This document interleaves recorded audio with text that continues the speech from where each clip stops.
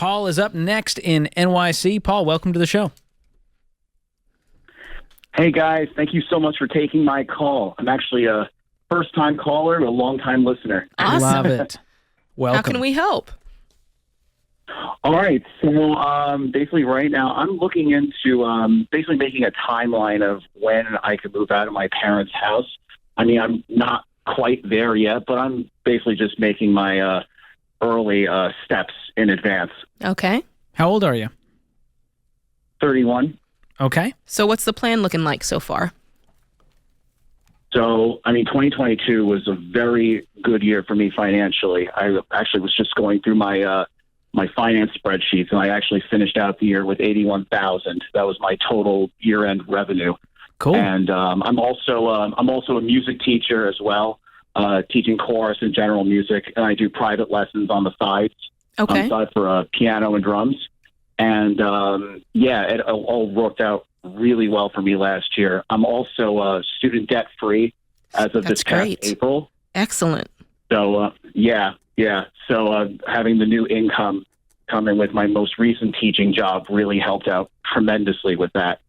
That's cool. As of now, I have 42,000 saved up, and I'm hoping by the end of this year I could get past 80,000. Okay, that's the goal, $80,000 saved? Yeah, at least. And that's going to be your down payment on, I'm guessing, an apartment, or what are you looking for? I mean, either house or condo. I don't know if I'm just going to be comfortable paying like $2,000 or more in rent and just having that. Are you looking to live? Every month. Are you looking to live in the city, or are you looking in the outskirts? No, Long Island. Okay, on Long Island. Okay. So if you moved out today, what would your rent be? If you rented somewhere. Probably. Yeah, if I rented somewhere, I mean, probably around where I live, I mean, it would probably be north of $2,000, which I would definitely not be able to swing now. What's your take-home pay? Take-home pay, I guess each month is probably going to be around $6,000. Okay. So if you could find something could you find something for $1,500? I mean, it might be a bit of a stretch. I mean, especially around here. I mean, in Long Island in particular. But I mean, I could start looking and to see what comes up. I would start looking. I think, I know that you want to get to 80K, but that sounds like it could take a stretch of time. And I'd like for you to make that timeline a little bit slimmer to get out of your parents' house. I mean, you're making $6K a month. I don't think there's any reason that you can't support yourself and live on your own. And if you stayed, I would have clear communication with parents going, hey, here's my goal. 12 months from now, I'm moving out. My goal is to save this much. Even if I don't have all that saved, I'm moving out, even if it means renting somewhere. Because I think it'll give you a lot of dignity and independence that you don't currently have. And I know it's a high cost of living area. I mean, it's an insane situation over there. I'm from Boston, so I totally get it. That it's a lot of money you need to save up for that down payment. Have you looked at condos in the area and see what that's going to cost you to buy? Yeah, I just started looking at those. I mean, if I'm looking, let's say, between $300,000, $500,000, I mean, that's obviously very steep. Yeah. But yeah, I've only recently just started looking at that. I haven't really tailored my searches on the condos lately. Yeah, I'd start looking into that. And also, how many hours, I know that you're kind of freelancing right now, you're into music. How many hours a week are you working? Is there a way that you can pick up more lessons, pick up more, teaching and really amp up your income even more so that you can make this happen faster? Or even increase your hourly rate by a few bucks. Yeah, I mean, currently, it's funny. I mean, I'm at probably the busiest I've ever been. I have probably 30 students on the side freelance, but my main job is teaching in a public school. So that's already 5 days a week. Okay. So I've got all those going on at the same time. I'm working 6 days a week. What does the public school job pay? So that's around $67,000 per year. Okay. And my private lessons account for that's an additional $20,000 to $25,000 a year. That's good. Can I just ask you, how much are you charging hourly for your lessons? So hourly, it's around, it's split up by half hour, and I teach at two different places where it's like around 15 or so per half hour. So we're a little over 30 an hour. That feels super cheap. It's super cheap. Can I just say this? Can you teach me, Paul? I mean, goodness gracious. I did lessons.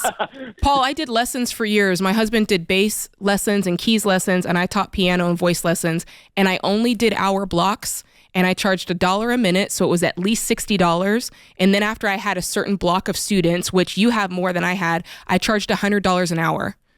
And if you're teaching music and you know how to play music, you know your stuff. You need to charge more money, dude. Paul, think about this. If you raised your rates to 30 for a half hour, you could do half the work for the same amount of money. Yeah. And no one would bat an eyelash. Exactly. Yeah. The only problem is it's within two places, like two separate businesses. I'm not teaching private lessons on my own anymore. I think that you can, Paul. I think there's major opportunity here. And here's the thing. I think that when you get out of your parents' house, there is a certain level of comfort and security when you know you got a place, you've got that place, right? Mom and dad, I can just pull in the driveway and it's there. But when you start having your own place and you got to hit that rent, I think that is going to motivate you in ways that you're going to become much more innovative, because necessity is the mother of invention. When you need to get that money, you need to make that money, you will start having ideas. And you will start making those ideas happen because you have no choice but to make those ideas happen. So I think, Paul, for you, for your music business, for your lessons to take off, I actually think that getting out of your parents' house is going to be essential for you. And I hope that you make that move sooner than later. Absolutely. And Paul's just like a likable guy. Yeah. We're just rooting for Paul. He is the main character, and we want to see Paul win. And by the way, I want to see him raise his prices, George. Yes. And this is a great reminder that you don't get a pass on math because you live in a high cost of living area. True that. And so if you want to live in New York City, Long Island, Boston, LA, you name it, you got to make more in order to still hit your money goals, or you got to show up there and with a whole bunch of money, which most people don't have. Yep. But looking at the numbers here, getting a condo even for $300,000 with 80 down, that's still $2,200 a month almost. Yeah. On that 15-year, which is the only mortgage we'd ever recommend you have, because the goal is to get out of debt, not be in it twice as long. And he might have to rent, and that's all right. And so that was my thing. He may need to rent and keep saving, do the side hustle for one more year, save up another 20, use all the side hustle money in his savings, get to $100,000 as a down payment. Yes, and I bet you this: when Paul gets out of Mama and Papa's house, he might meet himself a nice, fine lady. Oh, you know what I'm saying? I'm just guessing.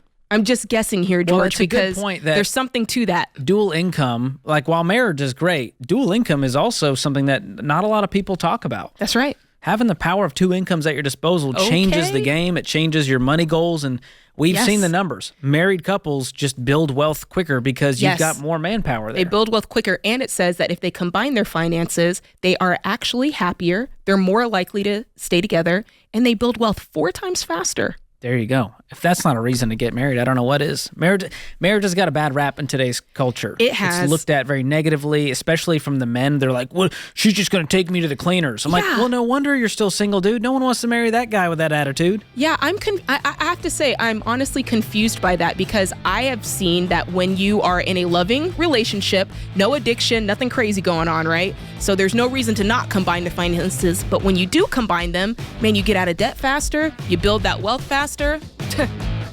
It's a win-win. Amen.